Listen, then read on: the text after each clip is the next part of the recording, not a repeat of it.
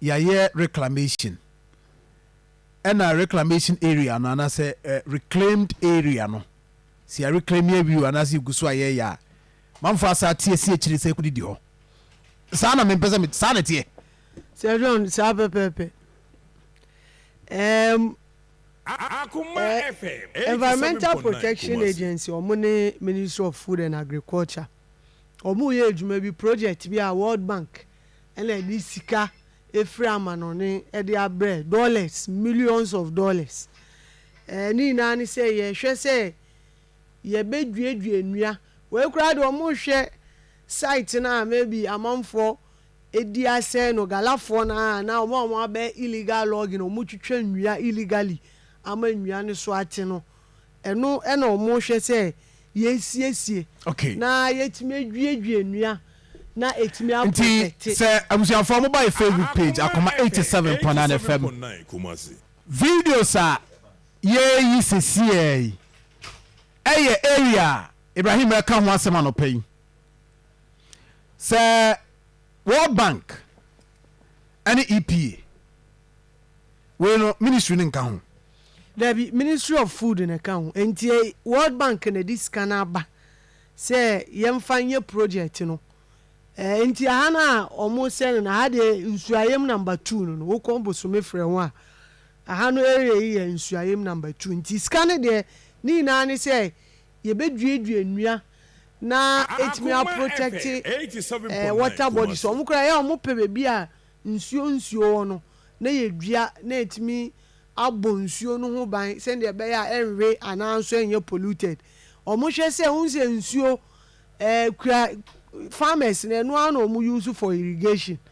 purpose and amanfo nso use no enti omo duedue nua na che se ebo nsuo no ho ban and omo ahye ase project in last year ya na bayo enti sansu ayemi from August 2023 ekopem enne no omodue nua be 25,000 Akoma FM nua na different bamboo mahogany mahu kube na mahu say onzo ni na enti omoye na before omodue nua ni nyini no bebi amofa nso ba ne say ye makuafo ebeduedue omo no bae na eno nso nyini ene edua ni na nyini na kire say ye nya edua no na ye say nya eduane nso a ye bedi enti na ama EPA ni mofa ene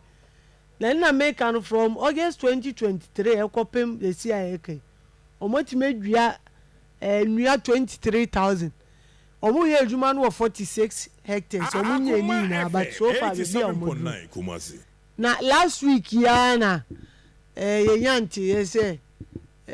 obi ede ne machine amamfo de omo machines akosiwa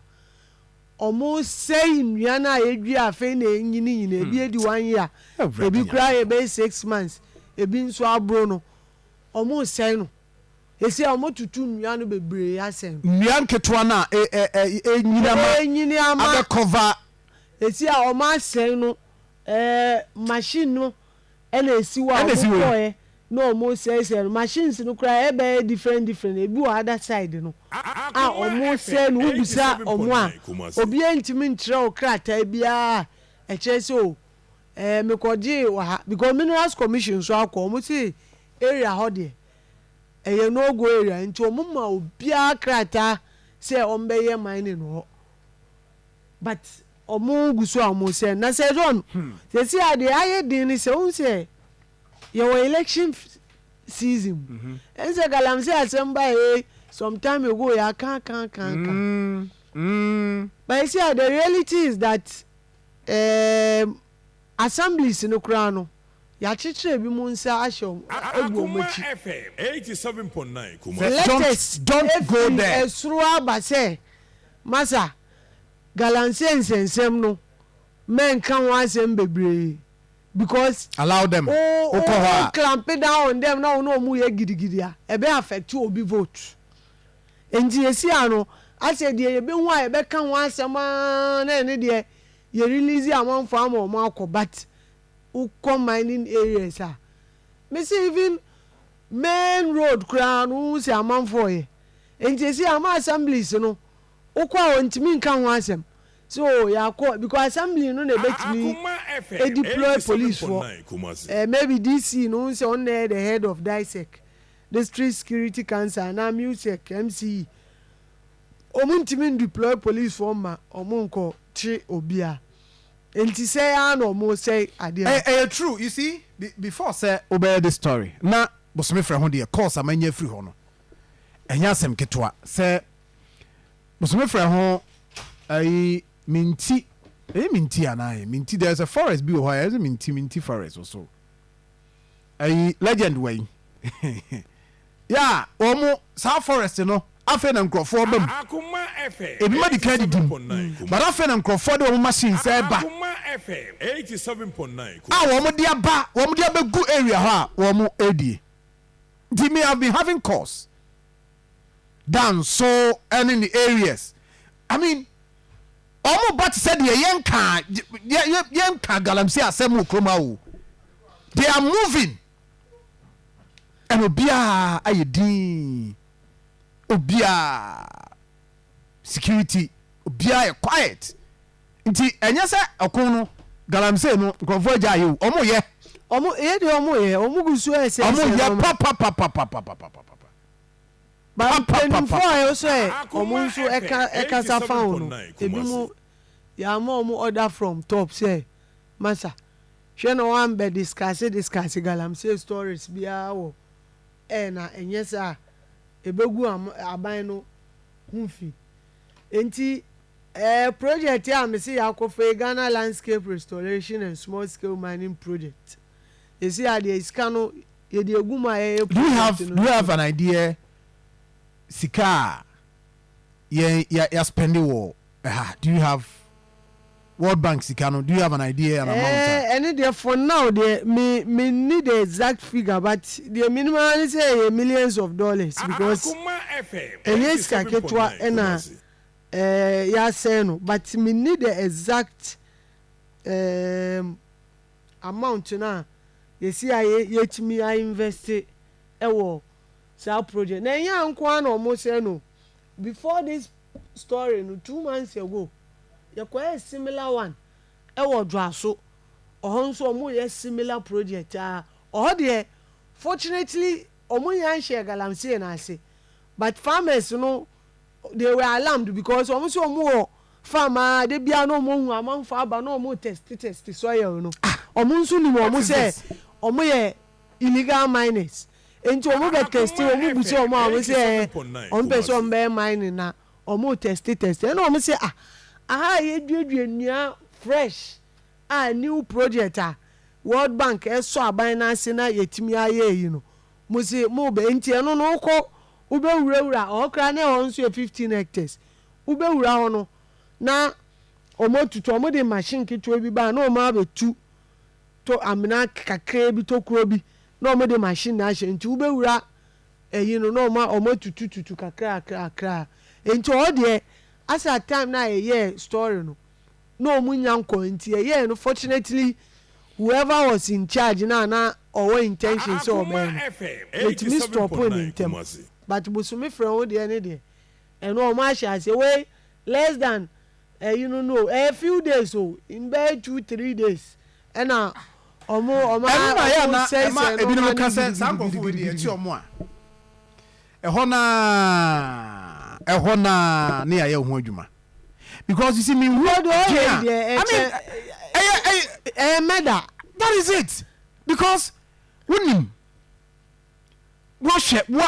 say baby ye didi a ye dua nnua then you go to that same area no asakwa claim yan kitingiti na ye dua say no me take over no what's akwa dwini na egu say o say tu from agudie and I mean you are wicked I was treat you as such I was say equally ya this adwene ba so and me no we adwene pa because boni na about timu no boni na wudi I was say you do boni what is this now I be one we mu nyina wi a menim say EPF na omo monitor dwumadi no ho say abokra EPF no omo district ayi omo uko konongwa omo area office area one share from konongo dwasu to Bosome Freho na esho ma se enti omo office wo konongo but omo an track dwa so Bosome Freho how do we protect we say so if say we na I was say protect area na yema manfo hu say send a signal to sankrofo we say higher red zone ye adwuma we wa ha so omo yi crazy wo nye omo sign enu kra de na omo ye project bi omo ye so omo be reclaim land no ehun sign post so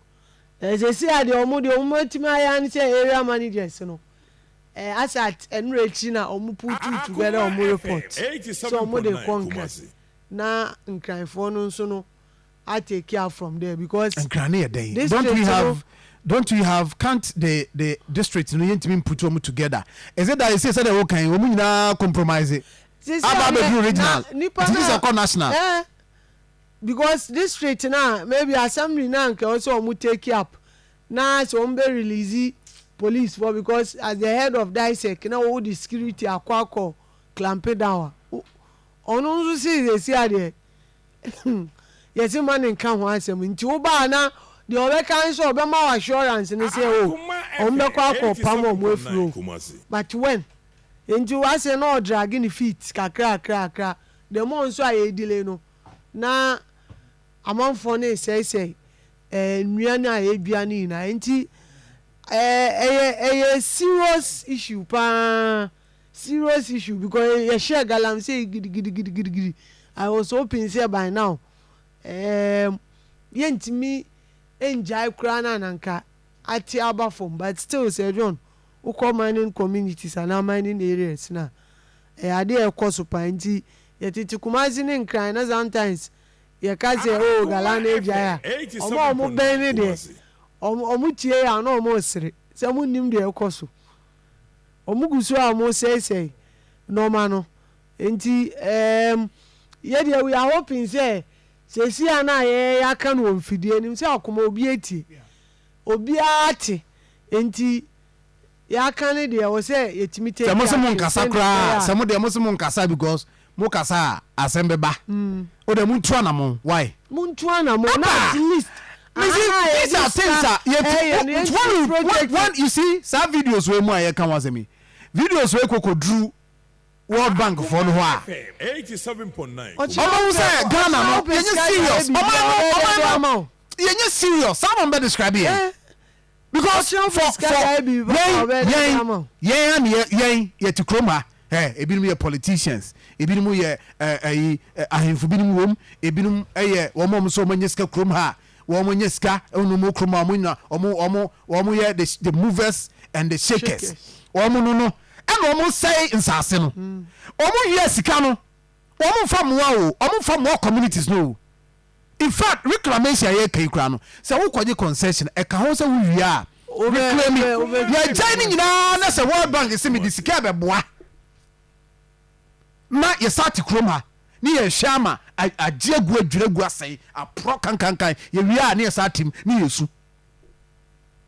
Ghana no Ghana no ebe ye Ivy there ye almost yenya reshem yenya hope say one day ebe ye me ya na sa na ma me nyini because ye na mo si yenya ye she krofo na wo mo man sa hope na wo man kasa no wo mo nye hope wo mo nye hope wo mo sure mo tim say because direction mo de near my corner. Now me say my point is that ye also ye she into wo ye DISEC chairman wo ye music chairman wo ye DC and also wo ye MC ya mo said any say with the security available no so obi kura ye adwuma bia you monitor to see because be a minerals commission ma EPF ma I mean you are there to protect yen ya ye wo ho no enti nipa de o ye ne nye one ultimate dealing with the oil na enye no krada make sure so wi a obe reclaiming land no o wi a no oja hokọ na woja hokọ nyina wo man ye ntimi anya mo hwe no World Bank say okay Ghana wa de ehun say mo no munye serious mo ankasa no ehun say mo no mo ni suade hunu ayira amem we ehun say mo Ghana no ba bia mo na mo koto de tim nti wo deɛ ma yɛmpɛ sika ne yɛmfa mɛboa mo ɛna ɔde aba sɛ yɛnnua na yɛwie a ne yɛsa te ho mɛsɛ nkurɔfo wei